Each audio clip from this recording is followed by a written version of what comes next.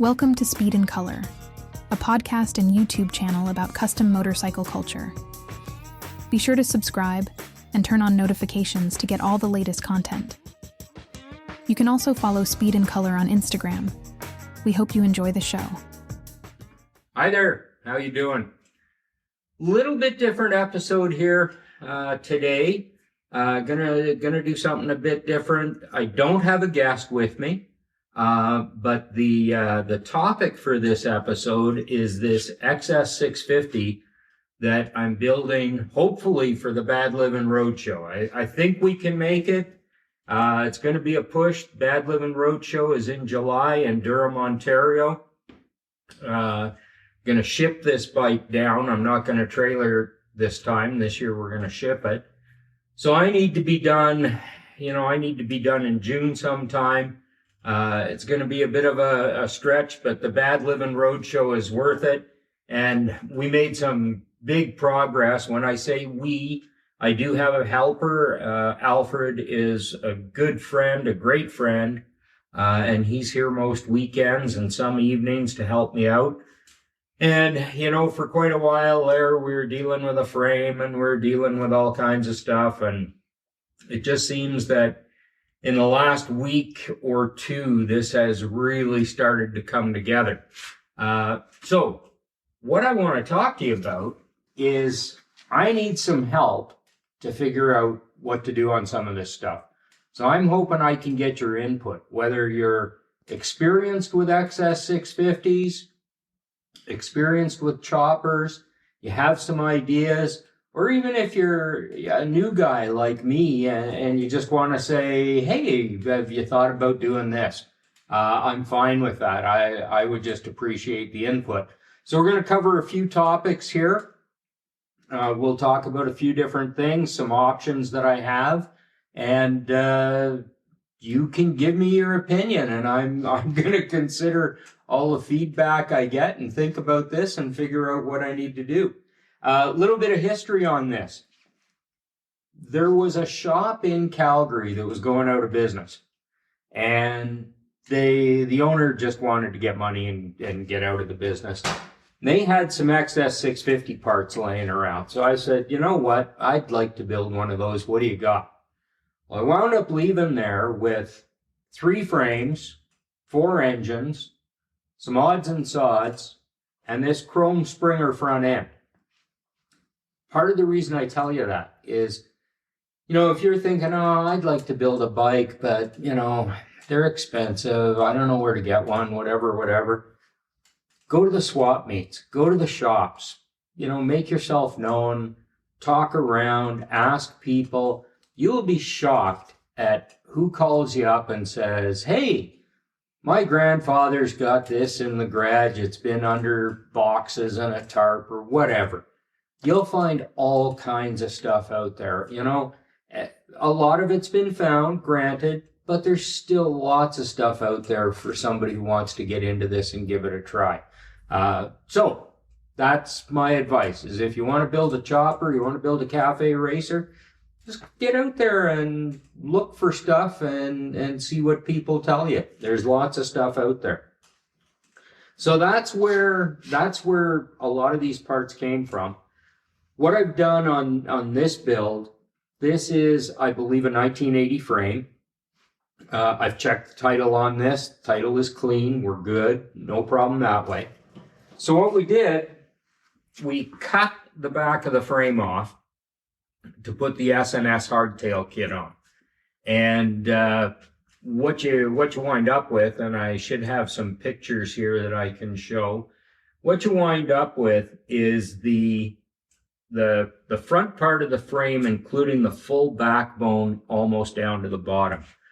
The hardtail is this whole rear piece that supports the seat, the back wheel, and runs up and joins the bottom rails, bottom tubes of the original frame. So it's it may seem like a big project. It's really not that bad if you follow, instructions. There's lots of YouTube stuff on it. TC Bros has good instructions on their website for how to install their kit. And a lot of them are pretty similar and tie into the same sort of places.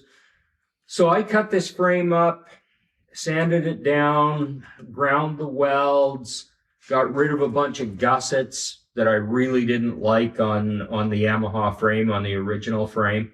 Some people are going to tell me, oh, you took a lot of strength out of that front end. You know, I've checked with Tim, the fabricator over at PFX, and we've looked at this and figured it out. The stress points. There's a nice gusset down at the bottom here that I've left. There's really no reason on a bike of this weight and this power range that this front end, this neck won't work just fine. I think we're going to have lots of strength up there. So we're going to go with that. At the back here, you know, I got that front part of the frame ready. Then we got the kit. It lined up really well. We had to do a little bit of jockeying and grinding pieces, but, you know, everything came together real nice. It fit in.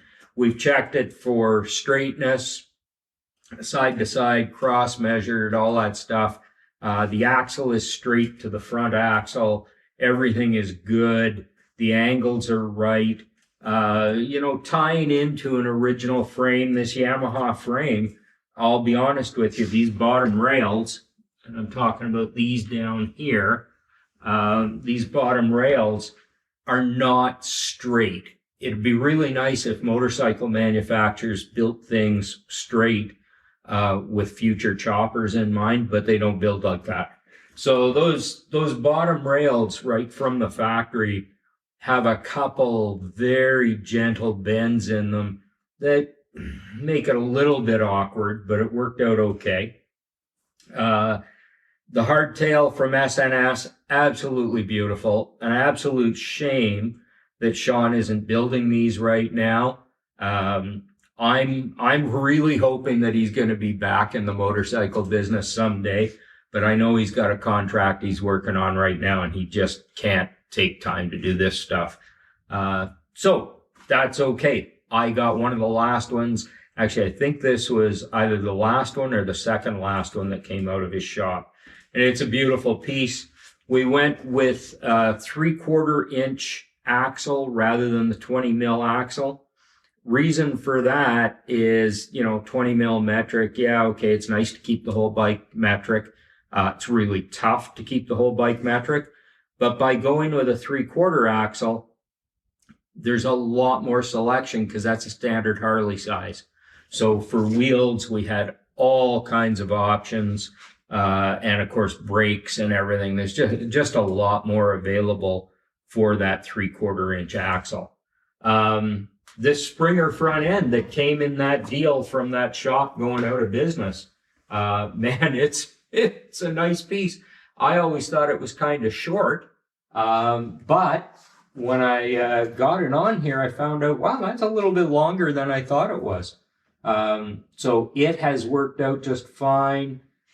Conversion pieces, bearings and stuff, all available from TC Bros. This front end, I was told it's a DNA. Mid-USA built something very similar. I think a lot of the Springer front end builders were using similar stuff. So, anyway, the yoke here, all the bearings, the kit from TC Bros worked out just fine. The axle is just fine, and away we go. So that's the basics of what we started with the frame and the hardtail kit.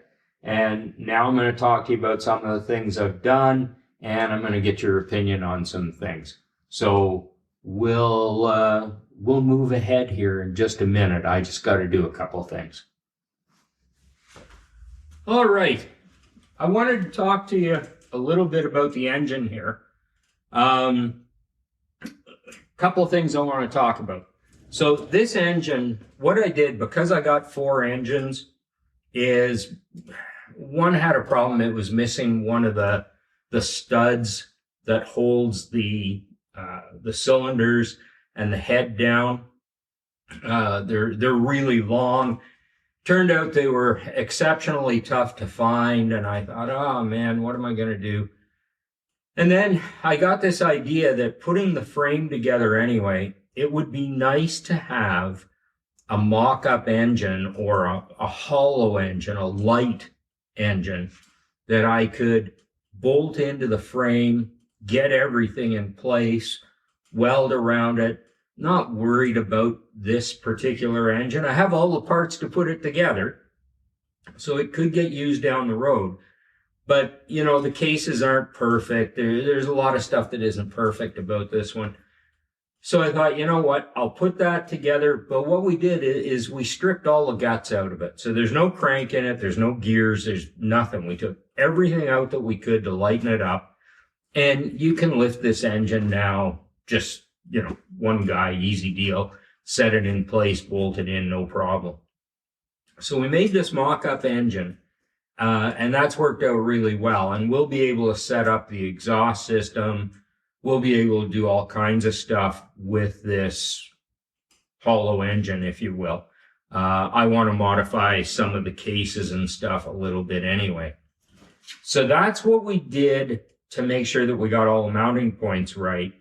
And speaking of mounting points, one thing I did on this, and you can see on this side of the bike, is there's no mount left down at the bottom. Yamaha put a mount on either side with a long bolt through a couple ears on the bottom of the cases of the engine. Again, I don't know where you get one of those bottom mounting bolts. I didn't get any with the stuff that I bought from Lucid when they were going out of business. So I didn't have the bolt. I wasn't sure what I was going to do there. I looked at the mounts that Yamaha welded on the frame. They're big. They're, to me, not to offend anybody, they're big. They're ugly. I didn't like them. They didn't fit with what I was trying to do with the bike. And I thought, okay, maybe there's a better way to do this. So I cut those mounts off, and interesting thing, Yamaha welds them on either side. The problem with that is there's a gap at either end between the mount and the frame. Over the years, there had been oil and sand and who knows what got under there. Obviously water, lots of stuff like that. And there was not enough corrosion to cause a structural problem with the tubes yet, thank goodness. But certainly there was corrosion under there on those bottom frame tubes. Was it a good idea I got in there? Maybe. Good thing I cut them off. But I did. I cut those off so those bottom frame rails would be nice and smooth.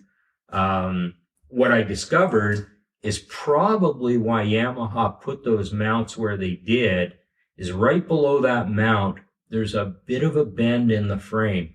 And it's not one of the nicer bends they did. It's almost a little kink that they must have put in there for that bottom bolt. I'm not sure why the engineers came up with that. But anyway, it's not great.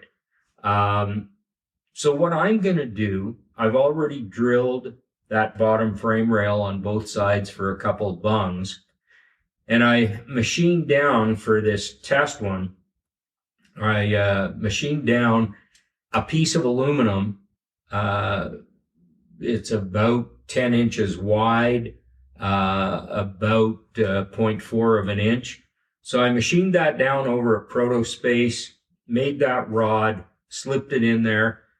It worked great with the stock mounts.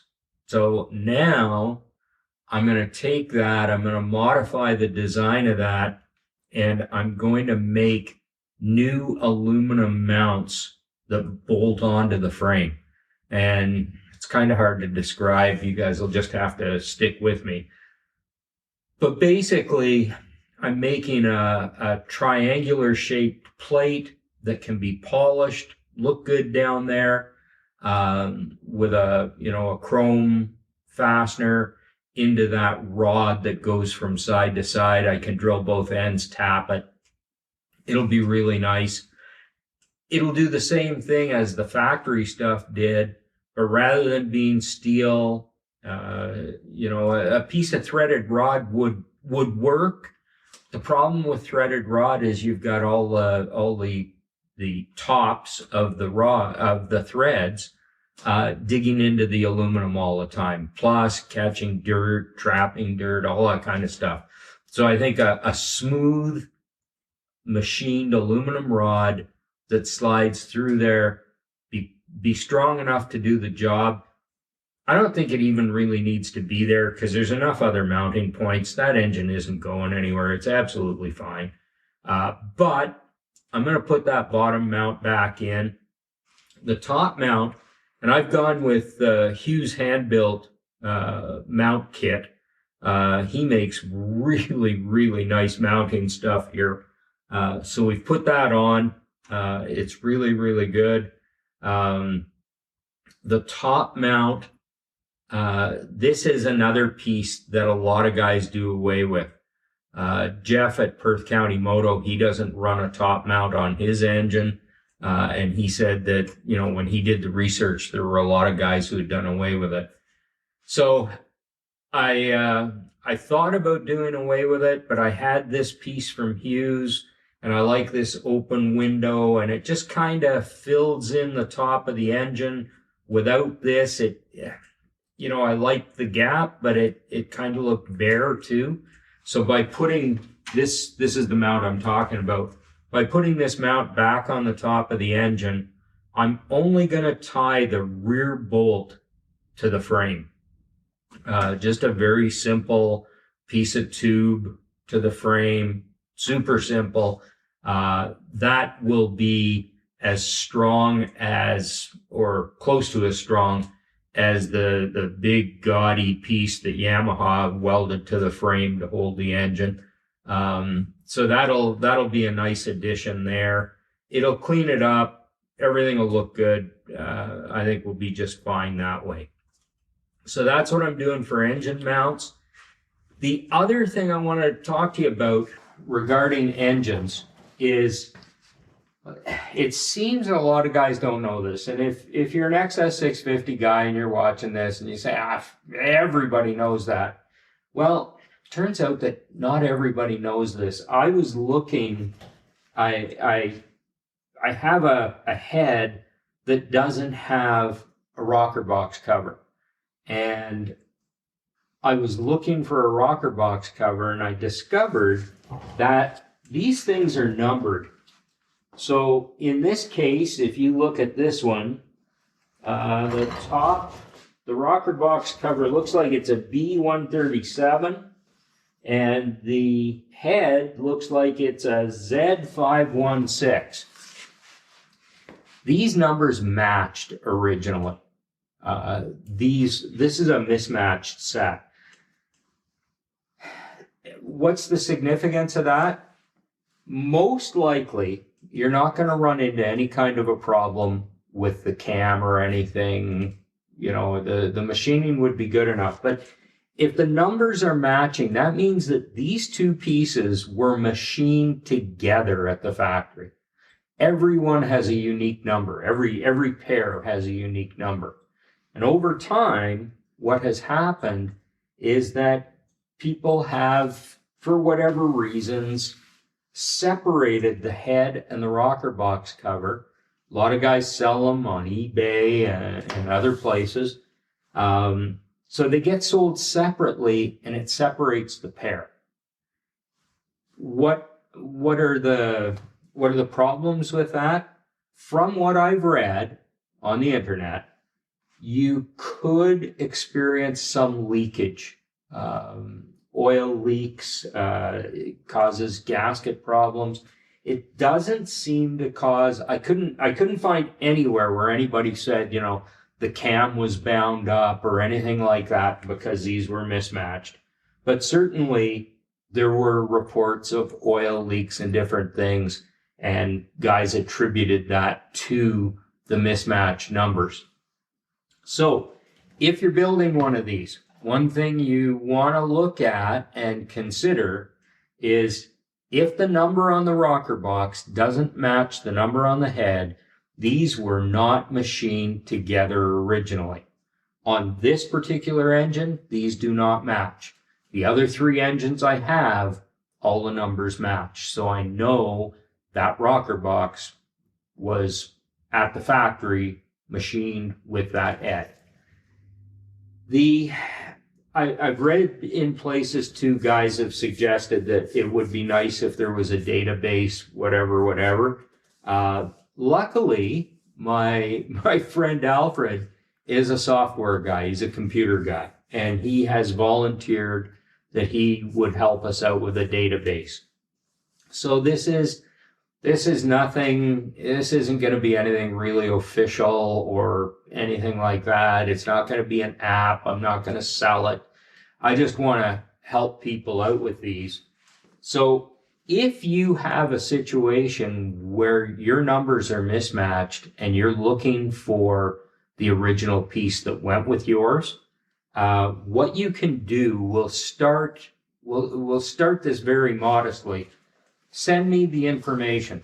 Send me your, I don't know, let me know how I can get a hold of you.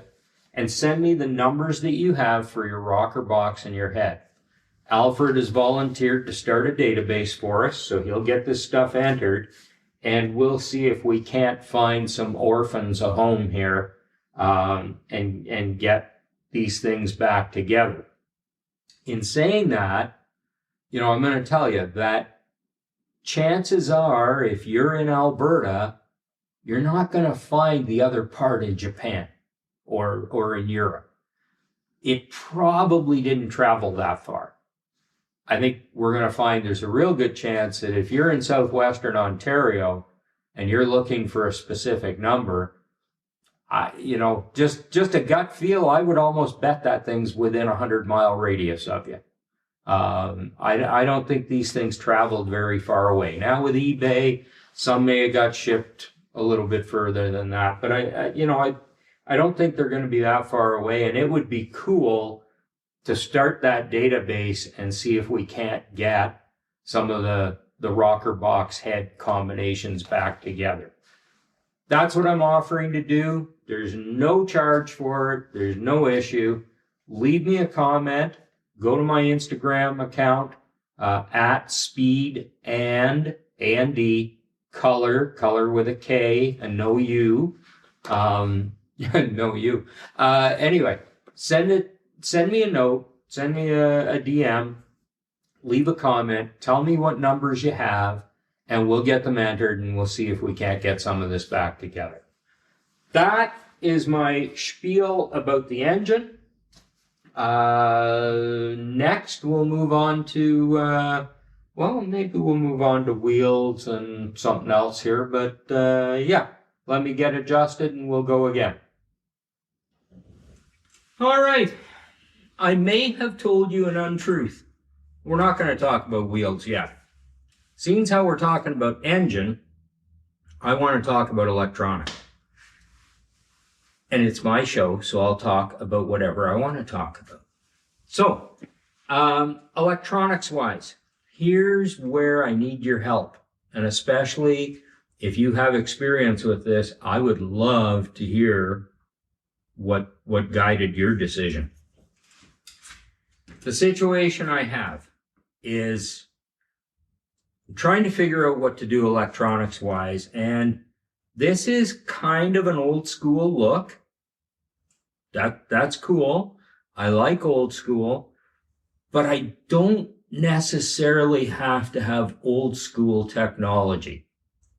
There's a lot of new technology that is really, really good, like lithium batteries, like moto gadgets, stuff like that. Switches and lights and all kinds of cool stuff. So with this, I've kind of figured out that I have 3 different ways I can go electronics and ignition wise. And because I got to buy components anyway, it all comes out pretty close to the same deal. The first option I have is to go with a magneto. Magneto's a lot of money for an XS650. It's big money. But if I go with a magneto, I eliminate a battery because I can run a capacitor as long as I have a permanent magnet alternator or charging system, which when I took one of the 4 engines that I got apart, it had a Hughes hand-built permanent magnet charging system on it, which was a real bonus because nobody knew that was there because nobody had taken the time to take the cover off. So I have that. I don't have to spend the money on that. Let me grab this.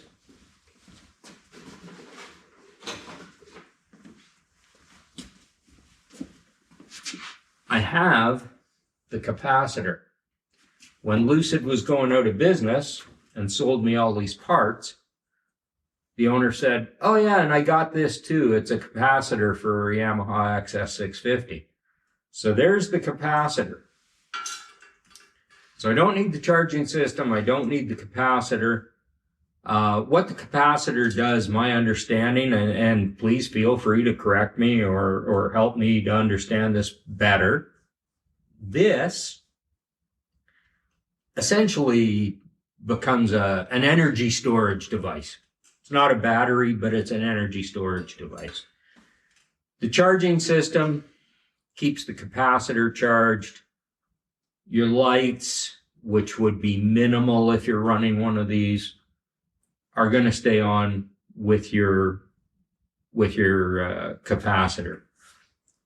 You're running kicker only, no starter motor, no electric start when you're doing this, when you're running one of these.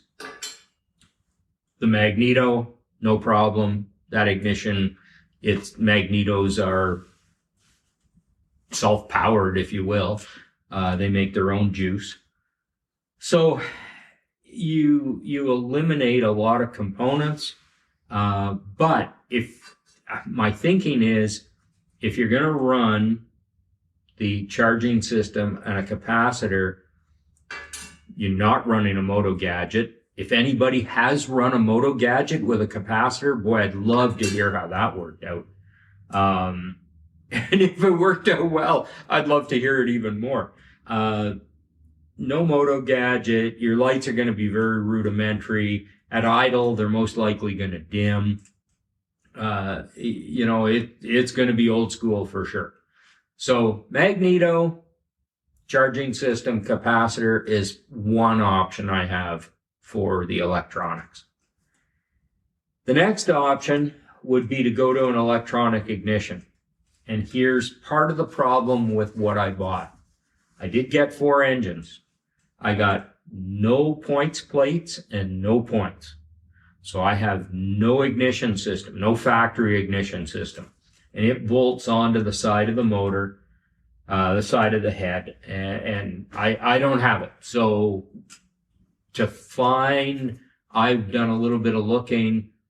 It appears that the points mounting plate, the points won't be a problem to get, but the points mounting plate appears to be an issue. Easy solution, electronic ignition. Several available, no big deal. Probably a better way to go anyway. So I could go with an electronic ignition, and I believe with that, I could still go with the permanent magnet charging system and the capacitor. All the same limitations with the capacitor, and the electronic ignition, from what I understand, should work just fine. Okay? Not a bad way to go. The third option, and I'll be honest with you, this is the one I'm leaning towards. The third option is to go with an anti-gravity lithium battery. And I'll give you a heads up. Stay tuned to Speed and Color because I'm working on an episode about lithium batteries. I'm not going to go into a lot of details right now, but there's a lot of there's a lot of misunderstandings that we need to clear up about lithium batteries. There's a lot of misunderstandings about naming and the kinds of lithium batteries that are available. There's just a whole bunch of stuff. I've been digging into it. We need to sort that out, because I believe lithium batteries are killer. That's the way to go. No doubt about it. But I think a lot of builders, especially amateur builders, need some knowledge about those batteries and maybe some confidence to go ahead and use them. Back to the third option. The third option would be to run charging system. Again, I would probably use that good system I've got anyway. I wouldn't have to. The caveat to that is, if you are going to run a factory charging system, you want to make sure that your regulator is electronic, not an old mechanical style. Old mechanical style regulators and lithium batteries are not a good idea. And that's some of what I'm going to talk about in the episode I got coming up. So I don't want to go into a lot of detail. Suffice to say, not a great idea. So as long as you update the regulator, lithium battery's fine. But I do have that good charging system. It's an electronic regulator. Everything would be good. So I can run that charging system with a very small lithium ion battery. Well, I just made another mistake. Not lithium ion. Let's just say lithium for now. So a lithium battery. The one I've looked at is, I'm trying to remember here, 4 3/8 wide, 3.75 inches tall, and 2.5 inches thick. There's also one that is 1.5 inches thick, or actually less. I think it's 1 3/8. And I've tested, Alfred and I made up a couple foam blocks here in the sizes of the batteries and tried slipping them underneath. And right under here, there's enough room for either of those batteries. And Anti-Gravity Batteries also has a super cool aluminum mount that will fit down there as well to mount that battery. So I would have a lithium battery under the engine, out of the way. Charging system, Hughes hand built, real nice. Electronic ignition, standard, no problem. No capacitor, because we're using a battery instead of a capacitor. So we have a lot more storage. Lights aren't going to dim, all of that kind of stuff. And a Moto Gadget. And I think I can hide the Moto Gadget in one of two places. I can hide it under the seat here, because part of my plan on the seat is to have it upholstered with fringe on this outside edge. The fringe would hide the Moto Gadget tucked underneath there. The wiring will go into the backbone and be hidden inside the frame. The other place I can mount the Moto Gadget is, my plan with the fender here is to put a pillion here, and I could build that so that the Moto Gadget was actually in the pillion seat. I really like that idea, because then you can hide the wiring on the back side of the fender, bring it down, feed it into a tube, do all kinds of stuff. I really like that idea. Anyway, that would be the third option, is to go full bore, current technology, Yahoo, LED turn signals, all that stuff with the Moto Gadget. I am a huge Moto Gadget fan. I used one on my Sportster. That thing is so simple, so good, and they are built so well. They're super tough. Boy, I would like to know how you screw one of those things up, because Alfred and I sure didn't do it. And just really good technology. So those are the three options, and I want to hear from you. If you've done electronics on an XS650, which way did you go? What did you do? Even if you haven't done it on an XS650 and you've done it on a Sportster or a shovel head, or I don't care, I want to know what your experience is with magnetos and current systems. And I'd kind of like to know, which way would you go? And I may not go your way. Don't misunderstand. Hopefully I'm going to get lots of feedback, and I am ultimately going to make my own decision. But those are the three options. I'd love to hear from you. Leave me a comment and let me know what you think. Okay, we'll move on in just a minute here. All right. Two more things I need your help with. Seat first. We'll talk about this first. So this seat I got from S&S Customs. Sean had this for another customer who wound up not taking it.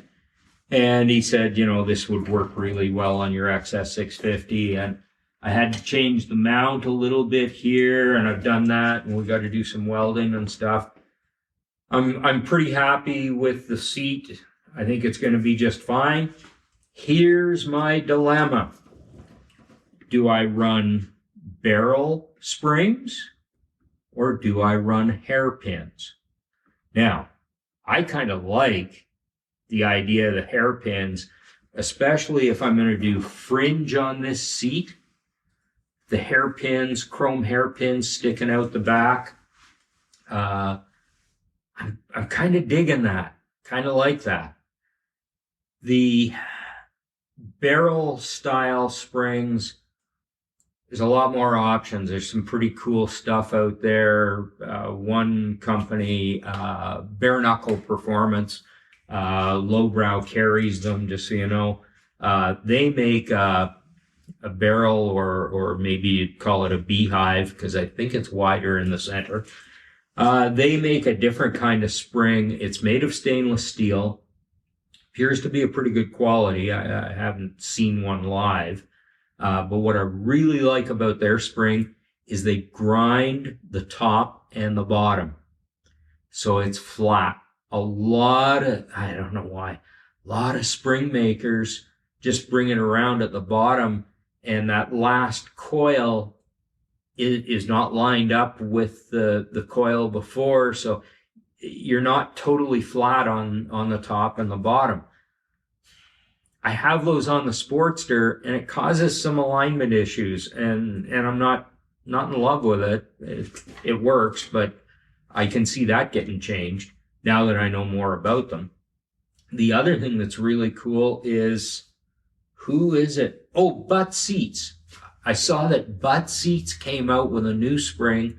It actually has a threaded insert, like a nutsert, mounted in one end of the spring. So you already have threads in one end of the spring, and it's ground flat. Very nice. Very nice.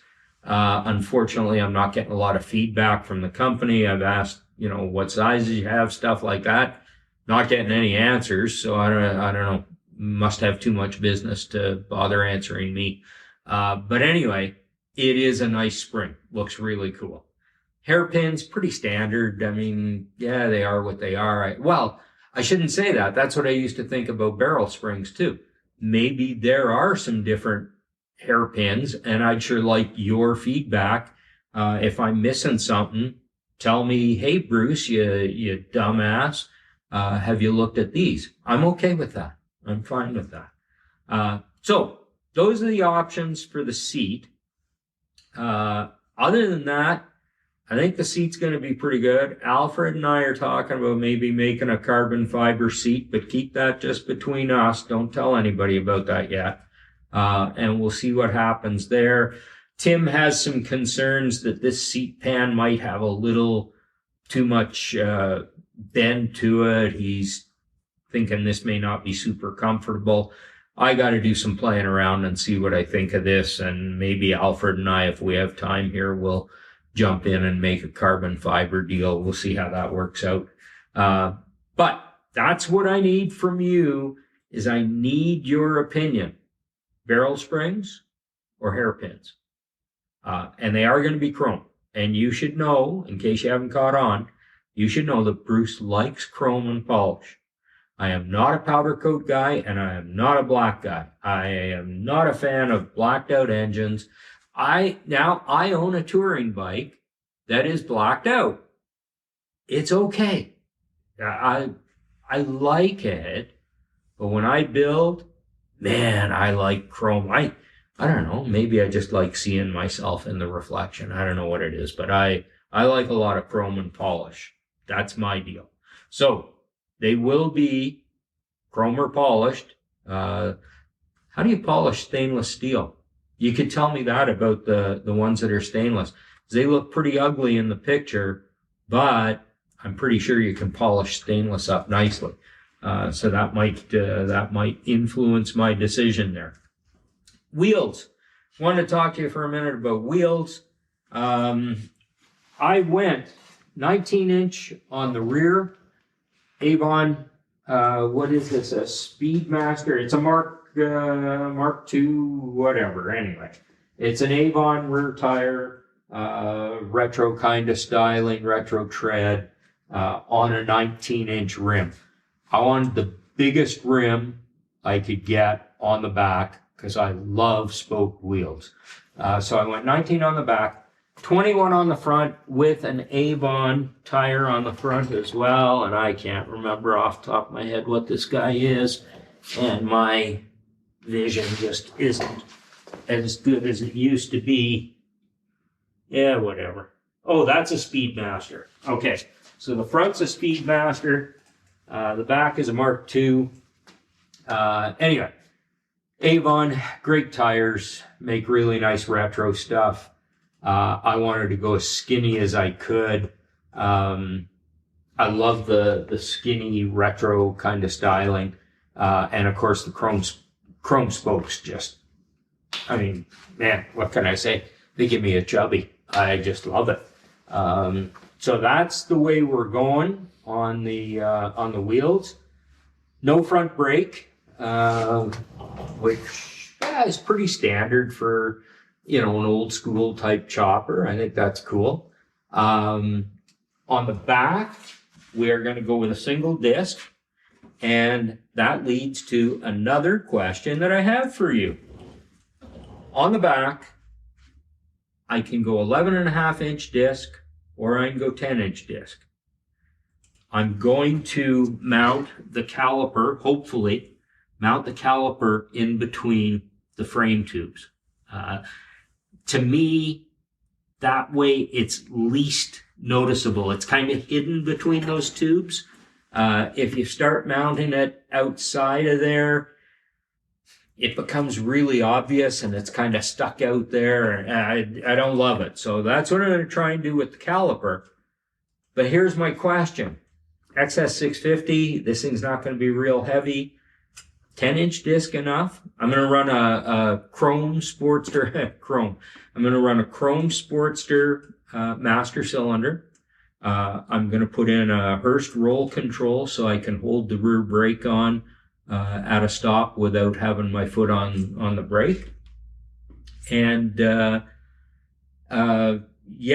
10-inch or 11.5. Will 10-inch be enough stopping power? I think it will be, and there's a couple people who agree with me.